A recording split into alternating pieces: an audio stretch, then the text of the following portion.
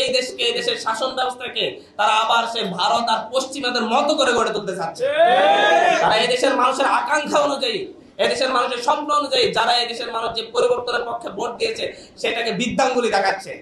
আবার বড় করে বলতেছে আমরা তখন তো ভোট হতো না, আমরা যদি না বলতাম, আমরা যদি সংস্কারে রাজি না হতাম, আমরা যদি গণভোটের ব্যাপারে রাজি না হতাম, তাহলে তো হচ্ছে নির্বাচন হতো না।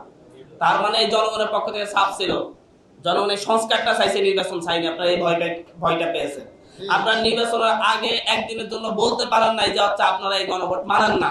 বললে আপনাদের মানুষ যেভাবে এখন 51% ভোট দিয়েছে, যখন বলছেন গণভোট মানেন, গণভোটের রায় কার্যকর করবেন, সকল কিছু সংবিধান অন্তর্ভুক্ত করবেন, আপনারা সংবিধান সংস্কার পরিষদ গড়ে তুলবেন, এইসব ওয়াদা দিয়েছেন বলে মানুষ আপনাদের উপর বিশ্বাস রেখে 51% মানুষ আপনাদেরকে ভোট দিয়েছে।